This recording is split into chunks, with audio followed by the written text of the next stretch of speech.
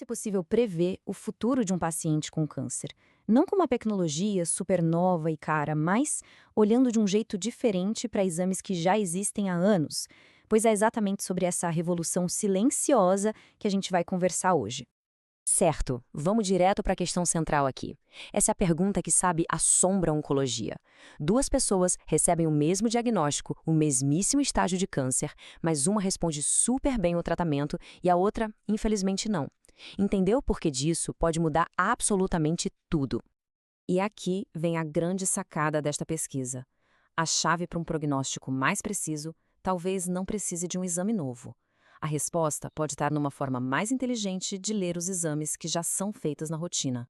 Para a gente entender a genialidade da solução, primeiro a gente precisa encarar o tamanho do desafio. A forma como se prevê a evolução de um câncer hoje, apesar de ser o melhor que temos, ainda deixa muita, mas muita coisa no escuro. O câncer gástrico, especificamente, é um adversário bem duro. Ele é um dos mais comuns e letais que existem e tem uma teimosia danada para voltar, mesmo depois da cirurgia. A principal ferramenta dos médicos para prever o que vai acontecer é o sistema de estadiamento.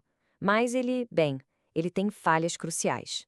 Esse sistema é o famoso TNN. Ele é o padrão global e funciona basicamente olhando três coisas: o tamanho do tumor, se ele atingiu os linfonodos, que são os gânglios linfáticos, e se já se espalhou para longe, o que a gente chama de metástase. Agora, essa analogia é brilhante. Pensa só, o TNM coloca os pacientes em caixas, mas dentro da mesma caixa, por exemplo, a estágio 2, existem pacientes com biologias completamente diferentes, e é por isso que os resultados podem variar tanto. Então, a pesquisa partiu de uma pergunta: e se o erro for focar só no tumor? E se a resposta estiver no corpo inteiro do paciente? Essa é a ideia que muda o jogo. As tomografias de rotina, aquelas que já são feitas, guardam um verdadeiro tesouro de informações. Não só sobre o tumor, mas sobre a composição corporal do paciente, a qualidade dos músculos, a quantidade de gordura, pistas que até agora eram praticamente invisíveis. E como isso é possível? Bom, a tecnologia tem nome: radiômica. É basicamente um jeito de treinar computadores para enxergar detalhes nas imagens médicas que o olho humano simplesmente não consegue, extraindo milhares de pontos de dados de cada pixel e, com isso, criando um perfil fisiológico super detalhado.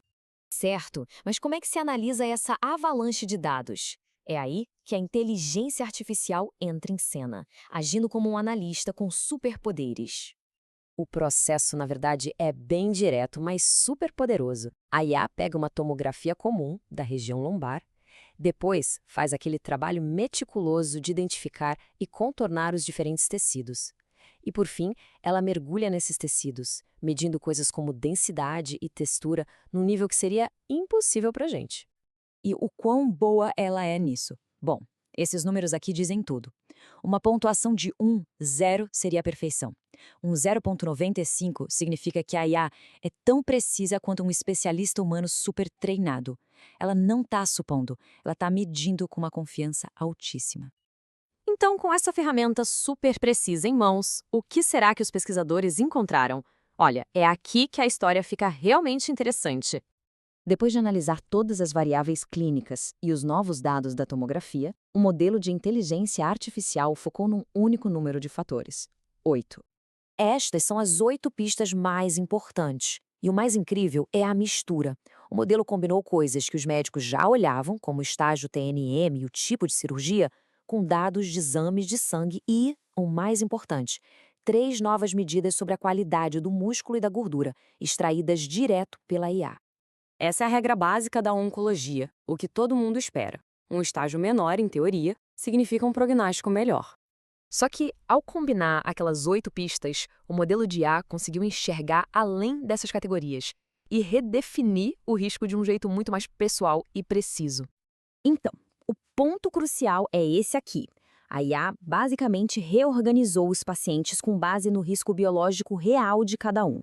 Ela encontrou um grupo de pacientes que estavam rotulados como estágio 2, de baixo risco, mas que na verdade tinham um risco alto, parecido com o do estágio 3. E o contrário também aconteceu. Ela achou pacientes de estágio 3 com o risco mais baixo, mais parecido com o do estágio 2. Isso vira o jogo completamente. E o que isso significa na prática para o futuro do tratamento do câncer? Significa que estamos, de fato, entrando numa nova era de medicina personalizada. Pensa bem, em vez de tratar todos os pacientes de estágio 2 da mesma forma, os médicos poderiam identificar aqueles de alto risco que a IA apontou e talvez oferecer terapias mais agressivas ou um acompanhamento mais próximo. É ajustar o cuidado à pessoa e não à categoria em que ela foi colocada. Essa frase dos autores do estudo resume a ideia perfeitamente. O foco está mudando do tumor para o paciente como um todo, usando dados que, veja só, sempre estiveram lá, só precisavam ser decodificados. E isso tudo deixa a gente com uma pergunta para o futuro, né? Se foi possível aprender tanto a partir de tomografias antigas de câncer gástrico, imagine só o que mais está escondido em outros exames para outras doenças. O futuro da medicina talvez já esteja guardado nos nossos arquivos.